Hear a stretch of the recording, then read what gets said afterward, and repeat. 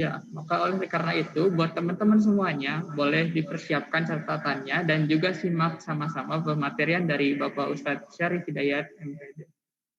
Mungkin tidak menunggu waktu lama lagi agar mengefektifkan waktu kepada Bapak Ustadz Syarif Hidayat MPD, kepada beliau kami persilahkan. Bismillahirrahmanirrahim. Assalamualaikum warahmatullahi wabarakatuh. Alhamdulillahilladzi adhaba alaina bi ni'matil imani wal islam. Asyhadu an la ilaha illallah wa asyhadu anna Muhammadar Rasulullah. Allahumma sholli ala sayyidina Muhammad wa ala ali sayyidina Muhammad. Amma ba'du, anak-anakku sekalian, para peserta pesantren Ramadan kelas 11 yang dimuliakan Allah Subhanahu wa taala. Puja dan puji syukur marilah kita panjatkan kehadirat Allah Subhanahu wa taala. Pada kesempatan yang baik dan mulia ini kita masih diberikan kesehatan, kenikmatan usia dan juga tentunya keimanan dan keislaman kita. Dan alhamdulillah mudah-mudahan juga segala amal kesolehan kalian, terutama saum kita, ibadah yang lainnya mudah-mudahan diterima di sisi Allah Subhanahu wa taala. Salawat beserta salam semoga tercurah kepada baginda kita, baginda Nabi besar Nabiullah Nabi Muhammad sallallahu alaihi wasallam. Anak-anakku sekalian yang berbahagia, pada kesempatan ini Bapak memberikan materi berkaitan berkewajiban berdakwah. Kalau kita melihat dari definisi arti dakwah, itu secara bahasa dakwah ini berasal dari kata da'a yad'u da'awatan. Artinya mengajak, menyeru atau propaganda. Kalau secara istilah pengertian dakwah ini adalah mengajak seseorang atau mengajak manusia ke arah yang lebih baik berdasarkan kepada tuntunan agama. Kewajiban berdakwah ini tentunya adalah kewajiban kepada kita semua sebagai kaum muslimin dan muslimat. Tujuannya tiada lain adalah menyerukan nilai-nilai syariat agama Allah agar nilai agama itu menjadi sebuah nilai yang dilakukan secara sempurna di hadapan Allah Subhanahu wa taala. Anak-anakku sekalian yang berbahagia, landasan dari perintah dakwah ini itu tertuang dalam Al-Qur'an. Quran surat An-Nahl ayat 125. Bismillahirrahmanirrahim. Ud'u ila sabili rabbika bil hikmah wal mau'idotil hasanah wajadilhum billati hiya ahsan. Itu yang pertama. Yang kedua, Quran surat Al-Imran ayat 110. Bismillahirrahmanirrahim. Kuntum khairu ummatin ukhrijat linnasi ta'muruna bil ma'ruf wa tanhauna 'anil munkar wa tu'minuna billah.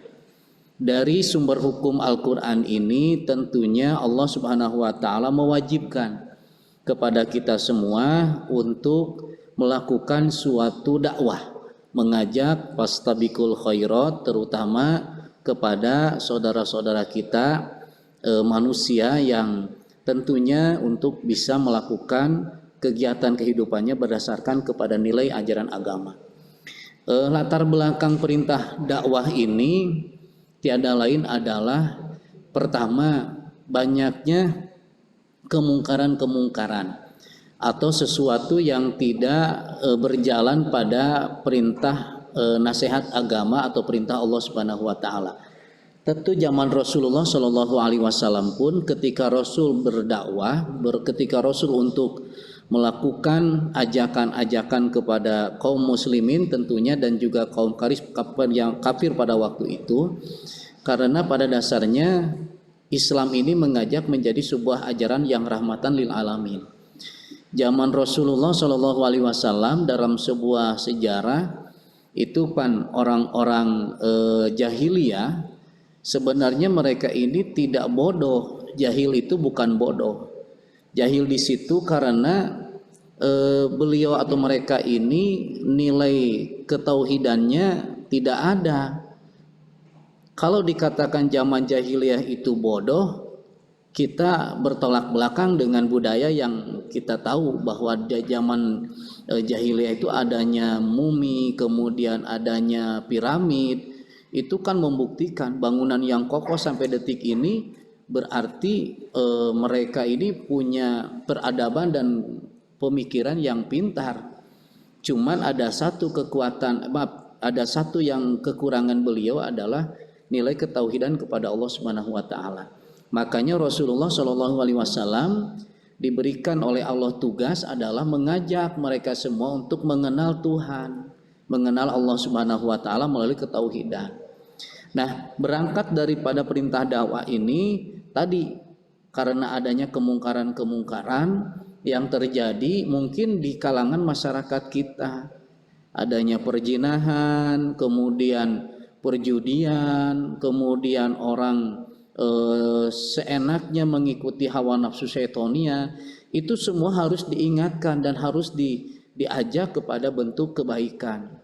Sebab kehidupan di dunia ini hanya sebuah ladang, sebuah alamat tatkala kita menumpuk-numpuk amal kesolehan. Nanti suatu kelak kehidupan yang akan abadi dan kekal adalah di alam barzah, langsung ke alam akhirat. Rasulullah Shallallahu alaihi wasallam memberikan fasilitas hidup di dunia ini kan hanya antara 60 sampai 70 tahun rentang kita ini. Makanya dengan demikian kita manfaatkan di usia sampai dari 60 sampai 70 atau dari mulai usia kita lahir sampai 70 tahun ini, mari kita fastabiqul khairat, berjalan kepada nilai-nilai kebaikan. Maka pentingnya dakwah. Itu. Anak-anak sekalian, ada juga sekarang kan sudah mulai pudarnya nilai-nilai ukhuwah Islamiyah di antara saudara-saudara kita. Maka tanggung jawab kita pula ini untuk berdakwah, menyatukan kekuatan umat Islam dalam rangka amar ma'ruf nahi mungkar gitu. Jadinya kalau saya melihat adanya problematika di sekolah kita kan itu berada di satu kelompok-kelompok tertentu, mungkin kelompok si A, B dan C sebagainya.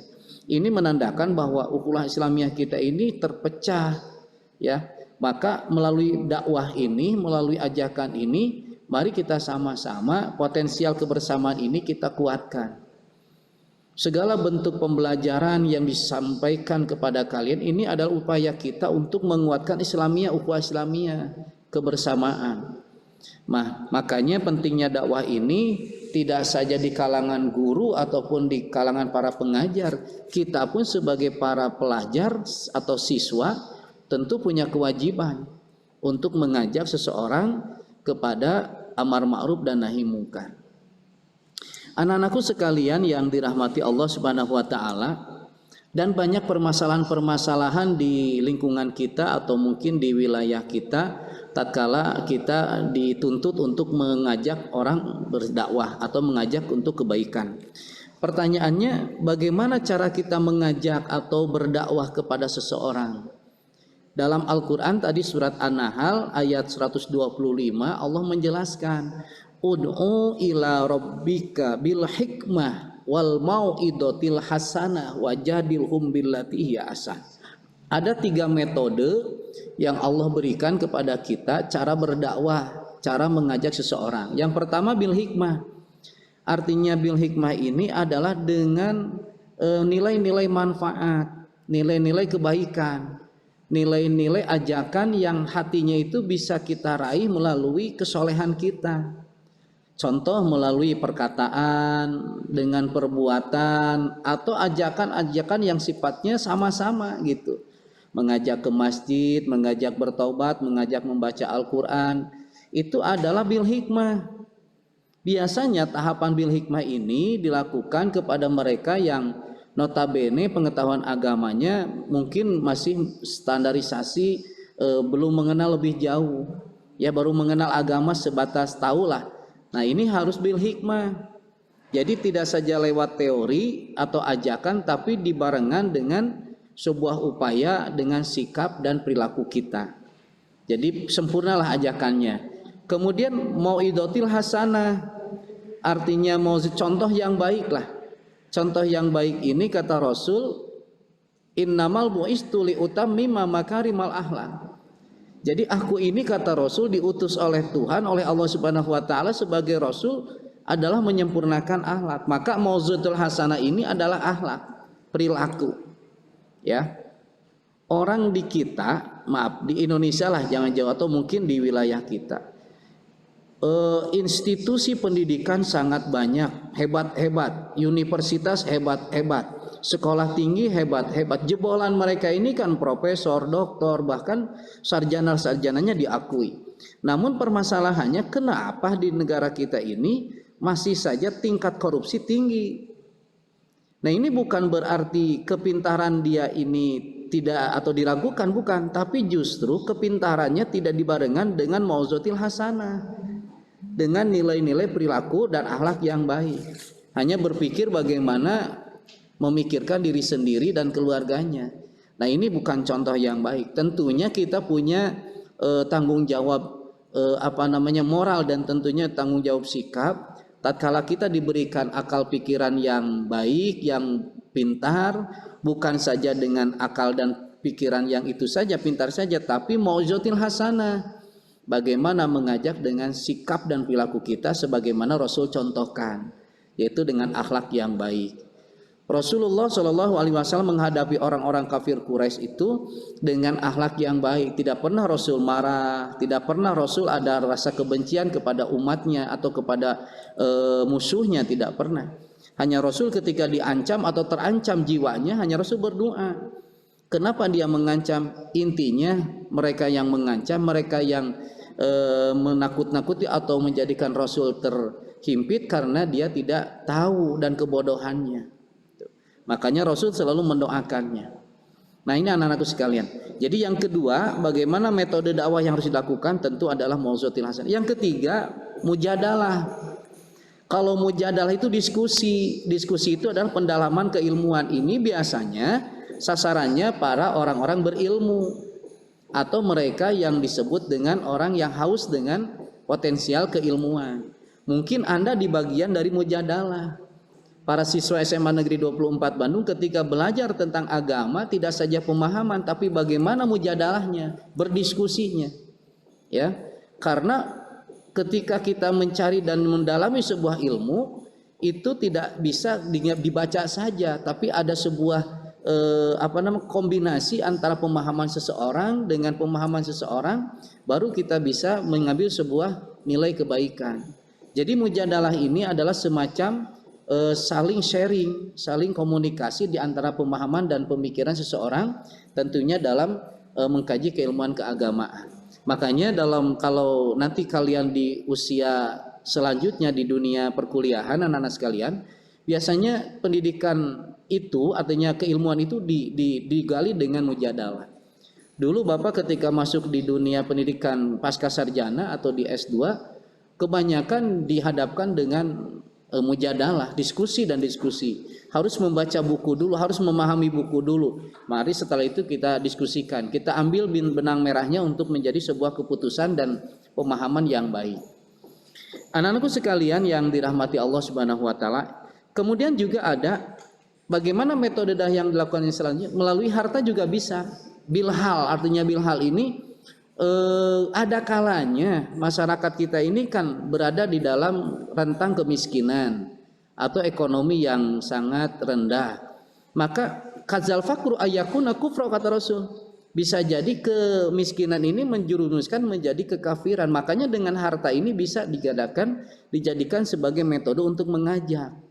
Dia diberikan semacam sembako, dijamin kehidupannya dengan makanan ataupun uang dan sebagainya, sehingga mereka tertarik, mereka merasa diperhatikan, makanya dia merasa hatinya itu mu'allaq, artinya hatinya itu betul-betul menerima gitu. Nah, dengan demikian anak-anakku sekalian, jadi dengan harta inilah kita berharap bisa orang-orang yang diajak untuk kebaikan ini menjadi berubah sikap dan perilakunya lebih mulia di hadapan Allah Subhanahu wa taala. Makanya dalam Islam itu ada zakat. Zakat ini bagian daripada dakwah bilhal, artinya dengan harta gitu ya. Mudah-mudahan kita semua bisa melaksanakan hal itu, sebagian rezeki kita untuk membantu saudara-saudara kita untuk dijadikan sebagai objek dakwah melalui harta benda. Terus anak-anakku sekalian, itu diantaranya yang disebut dengan metode dakwah. Yang selanjutnya adalah tujuan dakwah. Kemana sih tujuan dakwah ini yang kita lakukan? Tentu yang paling utama adalah mengajak manusia bertauhid kepada Allah Subhanahu wa taala. Mengesahkan Allah Subhanahu wa taala secara tunggal, utuh dan tidak menduakannya. Gitu. Karena di saat-saat seperti ini di zaman milenial ini tentu keyakinan kepada Tuhan itu kadang-kadang menjadi sebuah keraguan bagi seseorang yang punya nilai keimanannya tipis. Maka dengan adanya dakwah mengajak mereka menjadi sebuah kekuatan yang hebat, adanya Tuhan atau Allah Subhanahu wa taala yang selalu menjaga dan melindungi kita. Allahu la ilaha illa huwal hayyul qayyum. Itu. Sebab kita seorang muslim tentu kita bersandar hanya kepada Allah Subhanahu wa taala, bukan kepada makhluk. Kalau kepada makhluk ada batasannya, kalau kepada Tuhan, kepada Allah Subhanahu wa taala tidak ada batasannya. Dan dia ada di mana-mana, tidak pernah ngantuk, tidak pernah tidur, tidak pernah melek sama sekali. Apapun yang kita lakukan, Allah mendengar, Allah menyaksikan. Maka tujuan dakwah adalah bagaimana seseorang itu untuk mengenal Tuhannya secara maksimal. Selanjutnya tujuan dakwah adalah menjadikan Islam sebagai rahmatan lil alamin, anak-anak. Apa maksud rahmatan lil alamin ini? Menjadikan nilai-nilai rahmat, kebaikan, tidak saja untuk makhluk manusia, tapi seluruh makhluk pun harus dijadikan Islam ini rahmatan lil alamin, bagi kelompok jin, bagi kelompok makhluk hidup manusia tentunya, kemudian binatang, tumbuhan, dan yang lainnya. Jadi adanya Islam sebagai rahmatan lil alam itu perlu didakwahkan. Sehingga adanya Islam adalah selamat. Selamat bagaimana? Selamat dunia dan akhirat. Yang ketiganya tujuan dakwah adalah tentu ketika kita berbuat sesuatu menggapai sebuah keridhaan Allah Subhanahu wa taala. Nah, maka dengan demikian anak-anak, kalau sudah berangkat kita berkewajiban dakwah, tentunya di akhir kita ini bagaimana Allah Subhanahu wa taala memberikan keridhoannya kepada kita semua. Kalau Allah sudah ridho, maka apapun yang menjadi keinginan kita akan menjadi sebuah kenyataan di hadapan dikabulnya doa-doa kita. Anak-anakku sekalian yang dirahmati Allah Subhanahu wa taala, saat ini kita bisa berdakwah melalui berbagai macam media. Dulu bisa kita lakukan hanya ceramah lewat mimbar, lewat masjid. Sekarang sangat amat luas. Baik melalui radio sekarang bisa, lewat ceramah tentu juga bisa, media elektronik, televisi, bahkan sekarang sudah ada HP, ada media Instagram, ada Facebook, ada WA, dan lain sebagainya. Ini memudahkan kita untuk mengajak seseorang menjadi lebih baik dengan adanya media-media tersebut. Dan perlu kita sikapi dengan media ini, kita jadikan media yang bermanfaat. Media dakwah yang mengajak seseorang untuk amar ma'ruf nahi mungkar. Materinya seperti apa? Tentu Al-Quran ini kan kitab suci umat Islam. Di dalam Al-Quran itu materinya banyak. Ada ketauhidan, ada fikih, ada akhlak, ada sejarah, kemudian ada hadis kajiannya yang lainnya. Semua nasihat itu adalah bagian dari materi dakwah kita. Jadi anak-anak, intinya dari kegiatan berkewajiban berdakwah, Bapak mendoakan kalian menjadi orang-orang yang terbaik di hadapan Tuhan untuk mengajak kepada saudara-saudara kita yang lebih baik lagi kepada arah ajakan keislaman kita yang baik.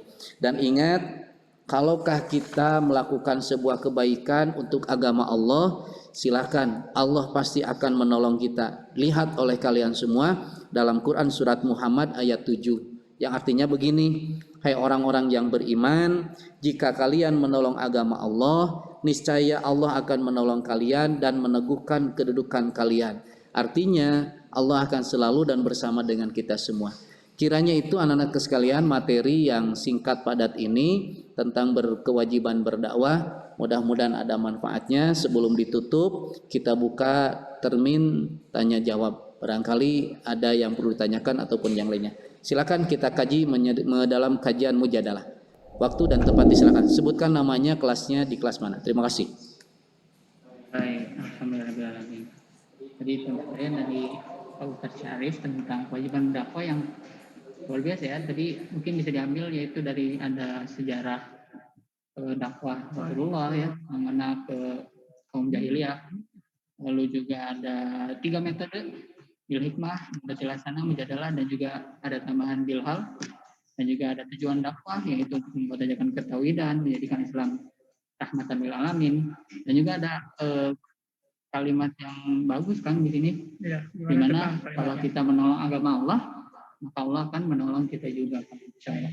Baik, sekarang apa nih Kang? Sekarang nih tadi sesuai yang sudah disampaikan oleh Pak Ustadz Syarif Hidayat, sekarang ini ada sesi tanya jawab. Jadi buat teman-teman, mangga bagi yang memiliki pertanyaan bisa langsung bertanya, bisa raise hand, on mic, atau bisa bertanya melalui kolom komentar gitu ya Kang ya.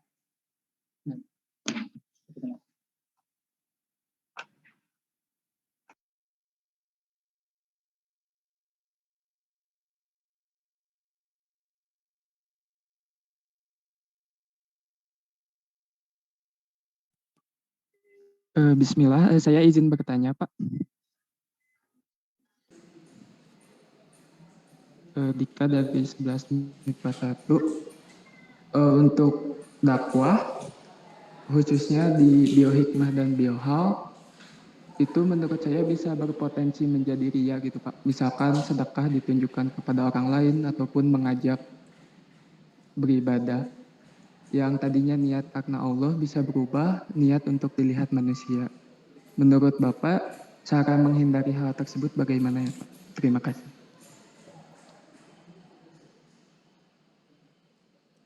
Baik, terima kasih kepada Dika. Tadi pertanyaannya adalah ketika dakwah hal ini kita mengundang ria gitu. Iya. Apakah bisa mengundang ria dan bagaimana cara mengatasinya ya kan? Mungkin kepada Bapak Ustadz Syarif Hidayat untuk Siapa ini? Andika. Dari kelas 1. Andika dari? Dika. Kelas? Kelas 1. Baik, langsung saja dulu ya jawabnya. Baik, nah Dika kelas MIPA 1, 11 MIPA 1, bagus pertanyaannya. Dakwah dengan harta memang itu bagian daripada yang dianjurkan. Namun suka begini Pak, saya itu kalau dakwah dengan harta suka ada embel-embel hati yang lain, hati kita yang lain. Biasanya ingin dipuji, adanya unsur ria, kemudian ingin disanjung-sanjung. Nah, begini Nak Dika, itulah ujian kita dalam berangkat kita untuk melaksanakan nilai kebaikan, ya. Bukan ingin mendapatkan pujian justru, tapi kita ingin mendapatkan sebuah keridhaan Allah Subhanahu wa taala. Rasul mengatakan ketika kita berdakwah melalui hal atau melakukan sebuah kebaikan dengan tangan kanan kita ini, kita berharap banyak tangan kiri ini tidak tahu apa yang dilakukan oleh tangan kanan. Artinya ketika kita berbuat baik, serahkanlah semuanya kepada Allah Subhanahu wa taala. Jangan ada unsur minta dipuji atau minta disanjung-sanjung sama orang.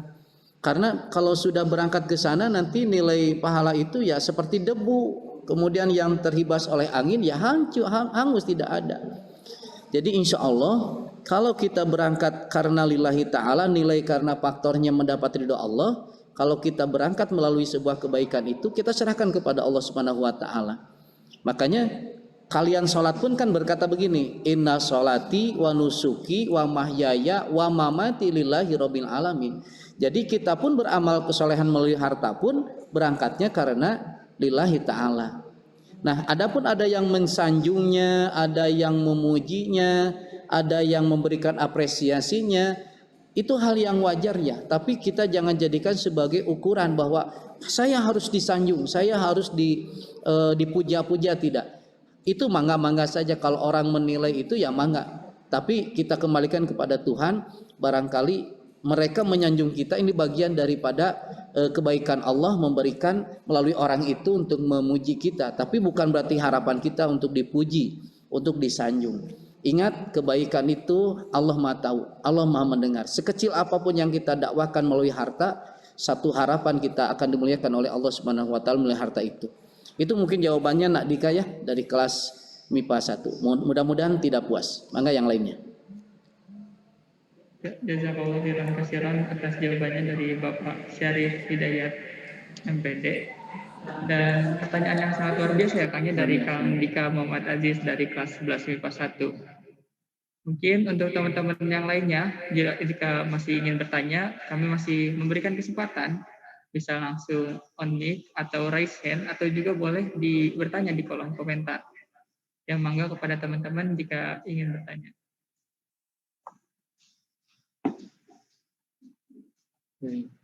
Belum ada ya, masih ngetik mungkin. Tapi mungkin boleh tanya nggak Pak? Ya, ada apa nih Kak? Mungkin ini Ustadz, ada yang ganjel sih, bukan ganjel ya, masih di pikiran gitu ya. Jadi ada yang bilang lebih utama berdakwah tentang akhlak daripada tentang tauhid, dan juga ada yang bilang lebih utama berdakwah tauhid daripada akhlak. Mungkin gimana Ustadz jawabannya? Pertanyaannya. Baik, jadi apakah lebih utama berdakwah tentang akhlak atau berdakwah tentang tauhid? Karena ada yang bilang lebih utama berdakwah tentang akhlak, begitu Ustaz. Kewajiban berdakwah begitu maksudnya? Maksudnya berdakwah kepada masyarakat itu lebih utama pertama kalinya tentang tauhid atau tentang akhlak? Aduh, maaf tidak jelas suaranya, saya tidak dengarnya. Ya, jadi gini Ustaz. Bisa dibuka dulu ininya. Jadi suaranya ke sini, Bapak tidak maaf. Ya, ya. Jadi lebih utama berdakwah tentang akhlak atau maksudnya lebih utama pertama kali kepada masyarakat itu tentang tauhid atau tentang akhlak? Oh gitu ya. Baik, bagus sekali pertanyaannya. Apakah kita itu berdakwah itu tauhid dulu atau akhlak dulu? Begini nak, kita lihat pada perjalanan sejarah Rasulullah Shallallahu Alaihi Wasallam dihadapkan dengan orang-orang kafir Quraisy. Ya, ketika dihadapkan dengan kafir Quraisy, Rasulullah Shallallahu Alaihi Wasallam itu mengajak itu adalah pertama dengan ilmu. Artinya ilmu ini supaya mereka paham akan kebesaran Tuhan segala ciptaannya. Makanya tentu dalam hal ini adalah tauhid, keyakinan. Dan tauhid ini tidak saja dilakukan oleh Rasul Muhammad. Sejak awal Nabi Adam, nabi-nabi sebelumnya ketika mengajak umatnya itu adalah mengesahkan Allah. Semuanya mengesahkan Allah.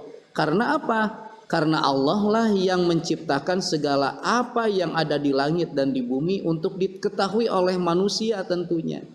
Nah, dengan mengesahkan Allah Subhanahu wa taala nanti akan mengarah kepada bentuk rasa syukur. Setelah bentuk rasa syukur barulah Rasulullah diutus menjadi seorang figur ke dalam bentuk akhlak. Jadi inti dari pertama adalah ketika Allah menurunkan surat Al-Alaq dalam surat Iqra bismi rabbikal ladzi khalaq, itu menanamkan nilai-nilai keilmuan kepada masyarakat secara umum, masyarakat secara luas, supaya dia paham keilmuannya. Sebab di dalam diri manusia itu ada potensi akal, ada potensi ilmu yang akan dijadikan baginya mengenal. Ini ballpoint, ini HP, ini kertas, dan itu kan dari ilmu. Maka ketika punya ilmu dia tahu. Seperti dulu Nabi Ibrahim alaihissalam, dia mencari Tuhan seperti apa coba? Pertama dia mencari malam. Kok Tuhan itu malam tidak ada. Kemudian larilah ke siang, larilah kepada makhluk yang lainnya. Akhirnya Nabi Ibrahim menemukan tentang zat yang maha agung, Tuhan yang maha kuasa adalah, oh ternyata Allah itu ada. Adanya Allah karena dia menciptakan segala alam dan seisinya. Nah itulah jadi dakwah kita yang paling pertama ketika Rasulullah SAW itu adalah pendekatan terhadap ketauhidan. Nah bagaimana Pak kalau saat ini kita kan untuk keyakinan itu tentu berbeda-beda. Ingat tadi Bapak katakan sasaran dakwah adalah mentauhidkan orang kepada kesempurnaan. Jadi kan begini contoh sekarang ya tahun 2021 dulu ada zamannya Batu Ali nak, ya adanya Batu Ali ini ramai kan, Batu Ali saya nih ada jinnya nih, Batu Ali saya kan itu sudah memusyrikan Allah, sudah menduakan Allah sekalipun dia mengucapkan ini adalah benda, tapi ada unsur nama Tuhan, maka bisa jadi ini adalah kemusyrikan. Kalau sudah berangkat ke musyrikan, sudah di situ berarti nilai akidah kita sudah goyang. Ya, makanya qul huwallahu ahad, Allahus somad, lam yalid wa lam yulad. Makna dari Al-Ikhlas ini adalah memaknai bahwa Allah itu satu, esa. Dengan keesaan Allah tentu kita harus melakukan segala perintahnya dan kewajiban kita sebagai seorang mukmin. Nah itu mudah-mudahan ada manfaatnya dan jawabannya belum puas. Terima kasih. Ya, jazakallahu khairan katsiran kepada Bapak Ustadz Syarif Hidayat yang telah menjawab pertanyaannya. Jadi gimana nih Kang, pertanyaannya sudah terjawab atau belum? jelas sih, udah jelas. Oh, sudah terjawab. Tauhid. Alhamdulillah. Mungkin bagi teman-teman yang masih ingin bertanya, masih kami beri kesempatan ya Kang ya untuk bertanya. Menit ke berapa? Mungkin 4 menit lagi ya, Kang? Sekitar 4 menit lagi masih kita beri kesempatan untuk bertanya. Assalamualaikum warahmatullahi wabarakatuh. Bapak, saya mau bertanya. Enggak, nama dan kelas. Nama saya Muhammad Dafi Akbar dari kelas 11 IPS 3. Ada sesuatu yang ngeganjal, Pak. Nanya, bagaimana pandangan Islam dihadapkan pada suatu kasus ada seorang Muslim yang baik perilakunya, suka membantu dan rajin sedekah, rendah hati juga kepada sesama manusia, tetapi tidak atau jarang melaksanakan sholat 5 waktu. Bagaimana Bapak pandangan Islam dalam hal tersebut? Terima kasih. Wassalamualaikum warahmatullahi wabarakatuh. Assalamualaikum warahmatullahi wabarakatuh. Siapa namanya nih? Muhammad Dafri Akbar, Pak. Andri Akbar. Dafri ya. Ya, baik Dafri, langsung saja. Begini, ukuran sholat ini adalah utama dalam ajaran Islam. Kita tahu bahwa rukun Islam itu yang pertama syahadatain, yang kedua adalah melaksanakan sholat, kemudian puasa, zakat dan sebagainya. Ketika seseorang itu berbuat baik, kemudian akhlaknya baik, kemudian dia selalu bersedekah, dia selalu bersenyum, selalu menolong orang lain, tapi sholatnya ini lemah, orang salahnya itu jarang. Itu sebenarnya bukan disalahkan sholatnya, tapi justru orang itu harus diajak kepada kesempurnaan nilai pahalanya. Jadi harus kuncinya itu sholatnya dulu. Inna sholata tanha 'anil fahsya'i wal munkar. Orang yang sholat itu, yang baik tentunya sholatnya akan pasti berbuat baik dalam segala lini kehidupannya. Logikanya begini Nadab ya. Sholat ini kalau saya hitung matematika itu sholat ini sama dengan angka 1. Sekali lagi, sholat itu angkanya 1. Ibadah yang lain itu 0. Dia suka sholat, nilainya 1. Kemudian dia berbuat baik pada orang lain menjadi 10. Kemudian ditambah lagi dia suka bersedekah menjadi 100. Kemudian dia suka tersenyum pada orang lain menjadi 1000. Kemudian dia berpuasa lagi, kemudian di Ramadan menjadi 10.000. Kemudian dia melakukan kebaikan lagi menjadi 1 juta dan sebagainya. Rentetan ini bernilai. Tapi kalau misalkan dari bernilai ini cabut saja angka 1-nya. Cabut aja 1-nya. Dari 0 pertama sampai 0 sekian, apakah ada nilainya? Tetap tidak bernilai.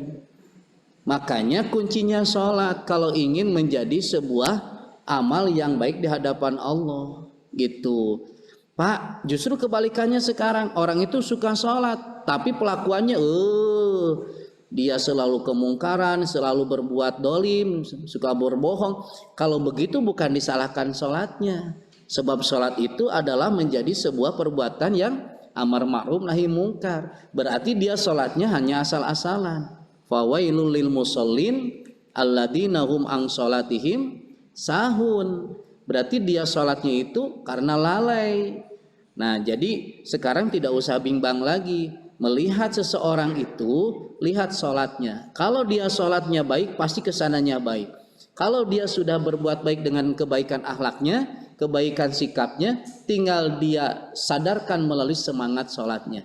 Insya Allah mereka akan paham dan tahu. Artinya dia sudah punya modal dengan akhlak yang baik, tinggal bagaimana dia menanamkan nilai kesolehannya melalui sholat, melalui ibadah mahdohnya.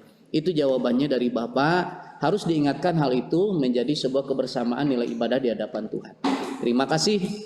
Mudah-mudahan belum puas. Satu pertanyaan lagi ya. Waktu kita sudah habis. Baik.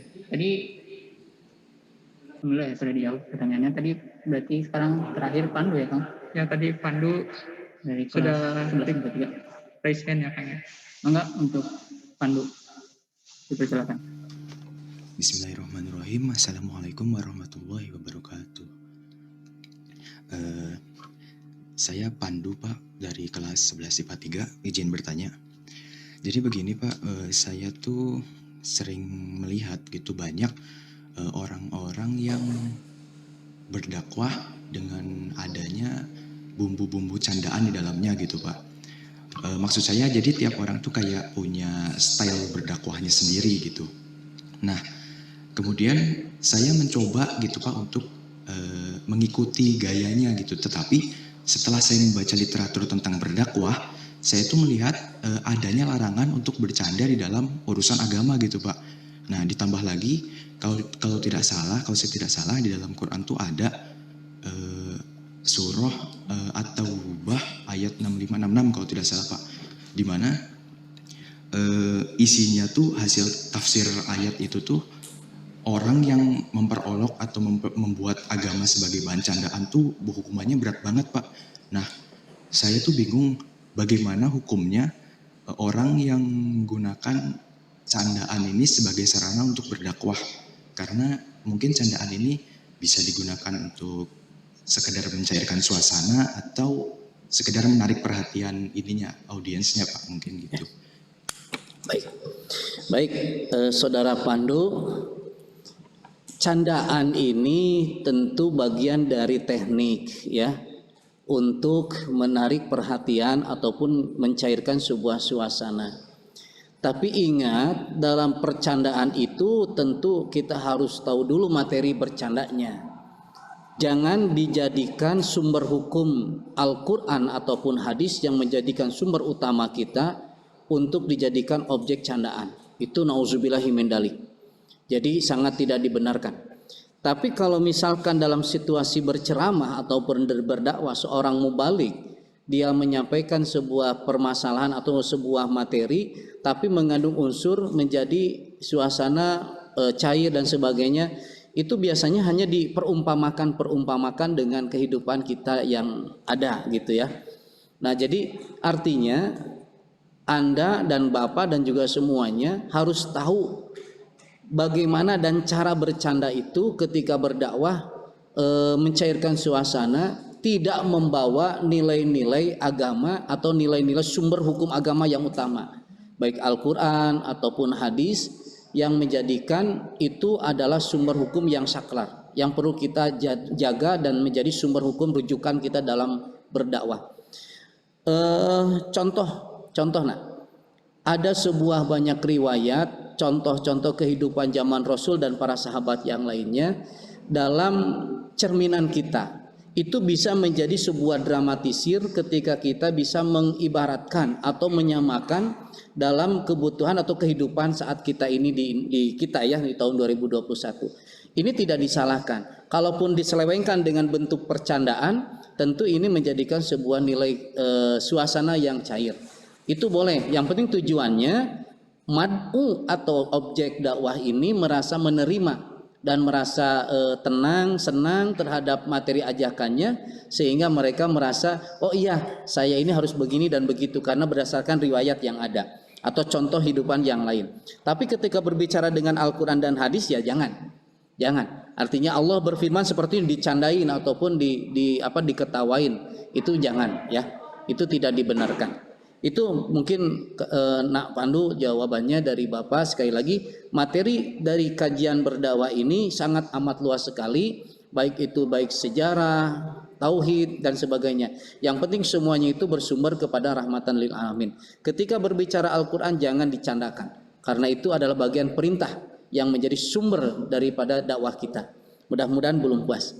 Baik anak-anak sekalian, barangkali kita cukupkan dulu sampai saat ini karena waktu juga yang membatasi kita bertemu di waktu ini. Saya yakin pertanyaan kalian masih banyak, masih perlu kita mujadalah lagi. Mudah-mudahan kita ketemu lagi di lain kesempatan, atau boleh lewat WA ke tim IT dari DKM, nanti bisa di-share ke Bapak lewat dijawab lewat WA lagi.